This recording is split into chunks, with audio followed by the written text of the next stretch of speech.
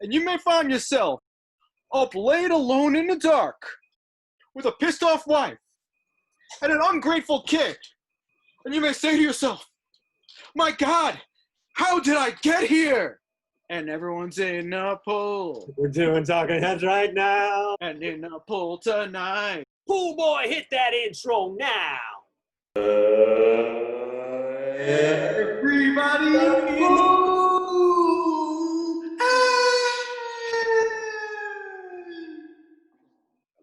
So how did you get into Talking Heads? I went to Borders, bought Remain in Light.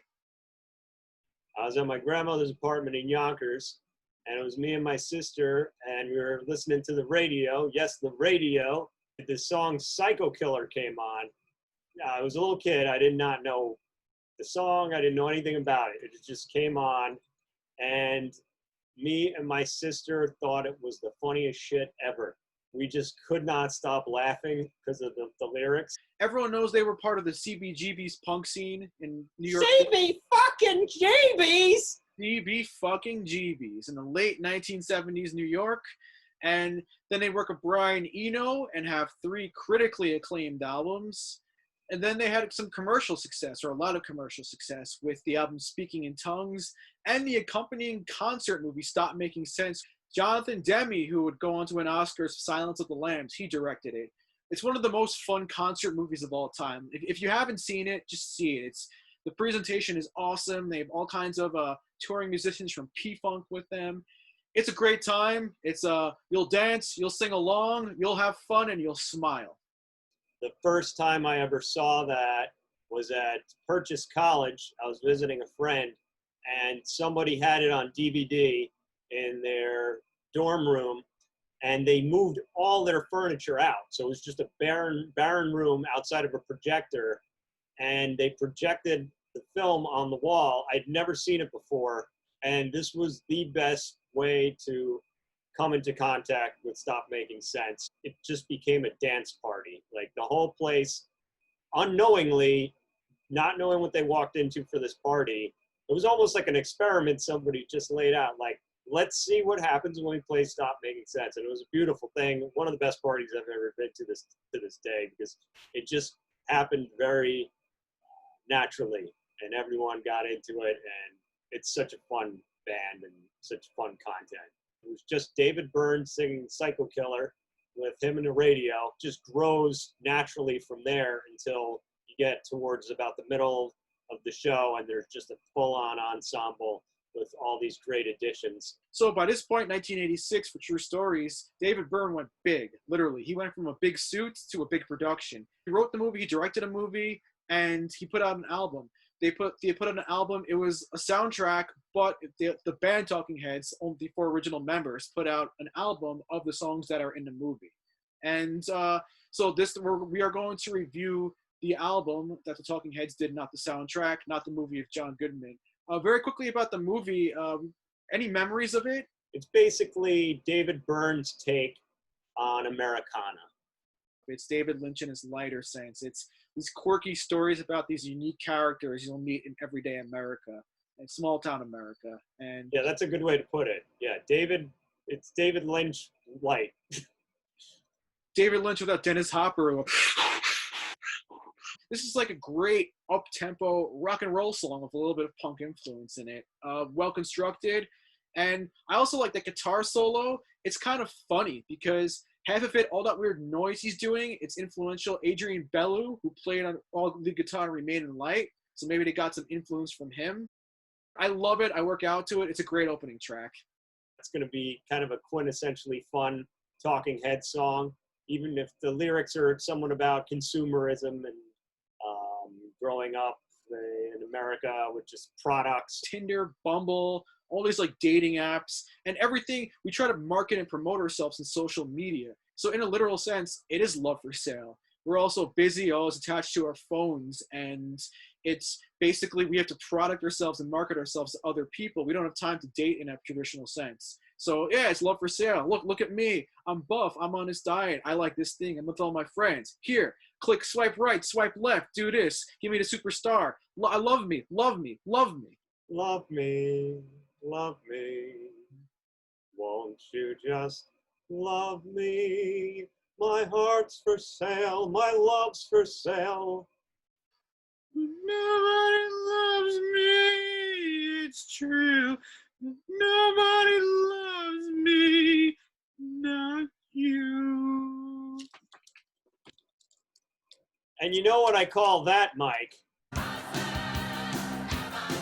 1980s, when his album is coming out, there was this thing called televangelists, where it's based, and you may still see some of it. Everyone is listening. You wake up Sunday morning and there's a preacher on TV and just preaching the word of God, asking for money, talking about Newsweek, Gulf and Western, MasterCard.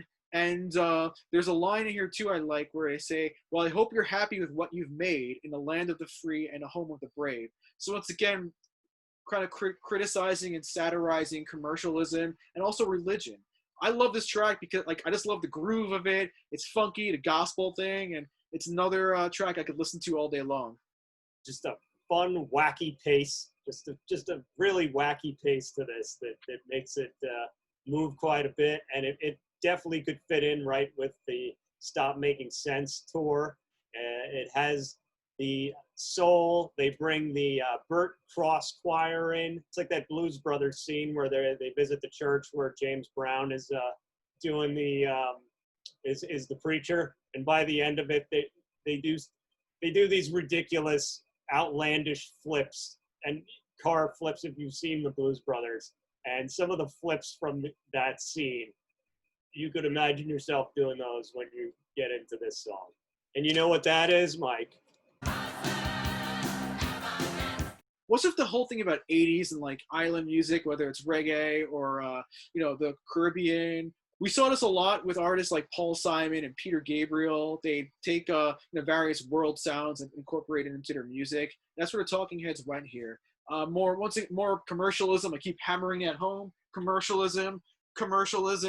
And Hey Now, one of the lines is, every night when the sun goes down and the people are staying at home. Whoops, for 2020. You can tell your mama and daddy, leave those children alone. And Papa Legba I found a little bit darker. Like the chorus to me was very dark, like minor chord and just the way it went. Hey Now, I'd have to be in the right mood to listen to that song at all. This could definitely piss me off if I was in the wrong mood, because it has that little tinge of that like Jimmy Buffett Margaritaville. No!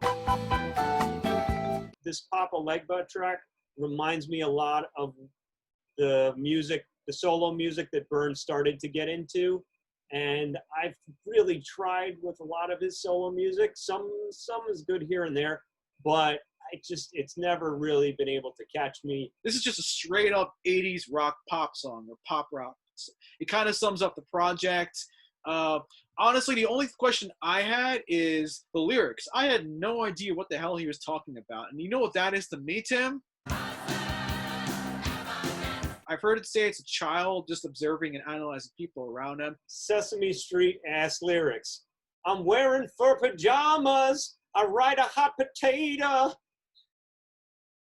It's a fun song. I actually, believe it or not, with all goofiness aside, it's still fun. I will say, and it's really funny. And one thing about in the bridge, they say thought control, but I thought for years it said fucking roll. Like the way he says thought control, you listen to it, it sounds like fucking roll.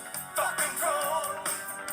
And the video to this is just so much fun. It's like a karaoke taken right from the movie with all these eccentric characters. When the people, I think it's a woman, like rips off her wig. John Goodman's doing his like cowboy thing, his character. It's his move in the video. Yeah, it's his move. Fun music video, and it won a bunch of awards on MTV back in, I think, 1987. I believe there's actors from the movie in it, right? I think this is the one video that was ripped right from the movie to a music video. And David Byrne's in it too, and he has a really terrible alias. Let's get the trivia hats on. And for all you people, feel free to give us the $10 you win at the bar. Next track 6 is Radiohead. This is a Zydeco number. What it's most famous for is a bunch of kids from Oxford who would sign a record deal about 6 or 7 years after this. They made a little bit of noise in the 90s, didn't they? Those Radiohead guys, wouldn't you say? 'Cause I'm a creep. I'm a loser. Because you do it to yourself, you do. I'm a creep. He's talking about radios and the influence of radios and how, once again, like that whole Eisenhower suburban, and even before, hey, before people were watching baseball on TV, they were listening to it on a radio. They have the War of the Worlds, when it caused all the controversy, was on radio. So the radio has always been like a source of entertainment and news. But what he's doing here also is he's comparing people, he's kind of combining people and radios together, and like how people have radio heads. Nothing to hide. I hear everything you're thinking. Read your mind. No secrets. The sound of a brand new world. You've seen the memes. We've all seen the memes. How they say, radio, recording things off the radio. That was the original Napster back when we were kids. The first place I heard the Talking Heads was on a radio, so maybe it's appropriate that they have a song called Radiohead. Transmitter, picking up something good. Hey, Radiohead, the sound of a brand new world. And Byrne has always been amazing at getting at the pulse of innocence and wonderment, and he really is a theme we've been talking about here. He really is kind of a big kid. He's like the living embodiment of Tom Hanks in Big. You have to respect artists that try new things and don't always stick to the same formula. And mucho respect for David Byrne for always pushing the envelope. Did you like this better than Hey Now and also a Papa Legba? It's not my favorite song on the album, but I like it better than those two tracks for sure. Beautiful song, probably my favorite song on the album. It's exactly what I think he was going for with this search for Americana. Blends in that American country style with the slide guitar in there, while still being very much a Talking Head song. The lyrics are about, and you dreamed it all. This is your story. Do you know who you are? You're the dream operator. So you could take this in terms of being in control of your own dreams, but also being in control of your real life dream. People like us, a straight up country. I have vivid images of John Goodman singing in the movie. He plays a little bit, I don't want to say somebody who's down on his luck. Like, it's a really solid guy who's down on his luck with love. And this is a straight up country, and this was his coming out moment. The line that they keep repeating is, we don't want freedom, we don't want justice, we just want someone to love. I don't want to say ignorance, or it would kind of be frowned upon with the current state of the world and what's going on. But look, let's be real, especially in the 50s when David Byrne was growing up, or the 80s, there was a huge portion of America who just want to go to work, do their 9 to 5, go home, and just have somebody to spend their days with. Yo, I'm calling you out. Cultural appropriation. David Byrne. You're taking that country. You know you're not from the country. You're from, like, whatever, Rhode Island, RISD School of Design, man. And you're going all into Texas now. And you're culturally appropriating Texas, man. You're trying to get their twang and everything. At heart, taking all that aside, it's a cool, heartfelt song about, like you said, simpler times, and love is what's really important. And at the end of the day, it's what gets us through. So it really is the most important thing. But freedom and justice are pretty important as well. The last track, City of Dreams, it has lyrics, if we can live together, the dream it might come true. Underneath the concrete, the dream is still alive. 100 million lifetimes, a world that never dies. So he says some really dark stuff. He talks about the world wars and death. And then there are some lyrics that are maybe not the most PC about watching Western movies and the way people are grouped or called, if you catch my drift.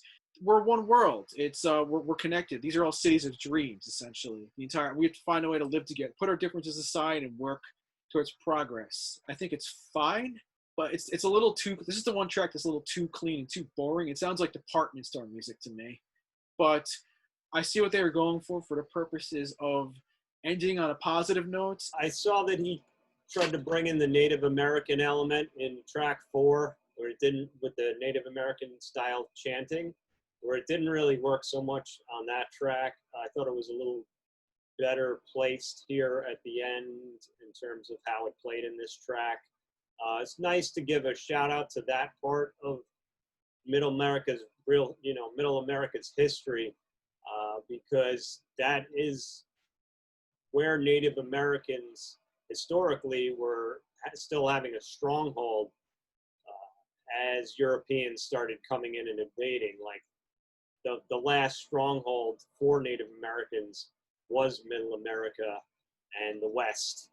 That is probably the most overlooked aspect of it, and it's good that that was brought into play here as well.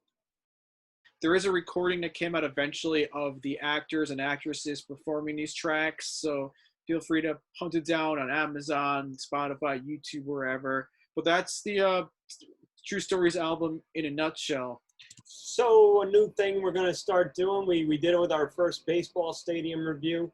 We're going to start giving albums ratings. So being everybody in the pool, I will give this album, and I'm kind of was leaning on a 3.5 out of 5, but because it's Talking Heads, I'm a little biased. And the tracks that I do love, I really do love them. I will give it a 3 out of 5, but I'm going to give it 4 out of 5 Cannonballs. Not to go groupthink or conform, but to me, this is a 4 out of 5 Cannonballs. It's always been a 4 out of 5. It was kind of sad what happened to them after, because they stopped touring in '84. David Byrne kept taking over more and more. They put out one more album, Naked, in 1988, and that album commercially flopped. Nothing But Flowers, which is a popular was the intro track to Clerks 2, which a younger generation may be familiar with. But that album did not really do commercially very well. It had a lot of industrial sounds, kind of like almost Nine Inch Nails-like, believe it or not. And then the band would just like kind of stop talking to each other than Chris Frantz and Tina Weymouth, who are married. They go their separate ways. And very similar to the Pixies breaking up, David Byrne just like ended them one day. He's like, "We're done." It wasn't a discussion. He just ended the Talking Heads, and that was it. In 1995, the three members, sans Byrne, got back together and did an album called The Heads, No Talking, Just Head, and had a lot of guest singers. And in 2002, the full band, or the original four, reunited at the Rock and Roll Hall of Fame for a very tension-filled reunion performance. And you could tell right at the bat they were not happy. I think especially between Tina Weymouth and David Byrne, there was a lot of tension in that performance. I really, really wish this band would have been able to squash their differences for the sake of the fans. The Talking Heads can all still play. I bet you even today, if they could squash their differences, they could get together and it would be put on an amazing show. I mean, the Pixies got back together for a while, the original lineup. The Misfits got back together, some of the best shows I've ever seen personally, and they're in their late 50s, early 60s, and still amazing. I really wish, I don't think it's ever going to happen, but I really wish somehow that could have worked. At least we did get the Rock and Roll Hall of Fame. But, you know, at the end of the day, I respect immensely all the work they've ever done. Chris Frantz just put out a book about his experiences with the Talking Heads and life. So they'll keep going and creating music, whether it's up front or in the background.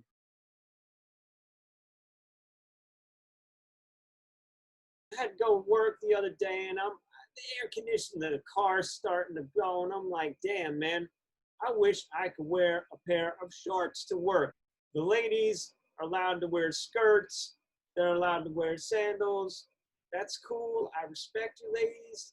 Absolutely. I'm with it. But, cut a brother some slack. And when I mean some slack, I mean like cut the slacks. I want to wear some shorts once in a while. And even if you have a client to impress, you think they want to be wearing a fucking 3-piece suit in 90 degrees? No, fuck that shit. I want tank tops, shorts, and my whole thing always has been, I have the shoe rule. If women can wear flip-flops and sandals, men should be able to wear sneakers at minimum. But if women could wear skirts and wear dress shirts that are, sleeveless, men should be able to rock shorts. And, not Bermudas, as Tom Coughlin would call them, but just, like regular shorts. On an everyday, daily basis, sometimes it's just hot as balls. And other times, it's like, my feet are squashed in these shoes. It's 2020. We got enough problems this year. Let the boys be the boys and wear some shorts. What do you think, Method Mike A? Final parting thoughts? It's hot as balls. Be good to your balls. It's hot as balls. Cool down your balls. It's hot as balls. Let your freak flag fly and your balls spread out. And you know what that is.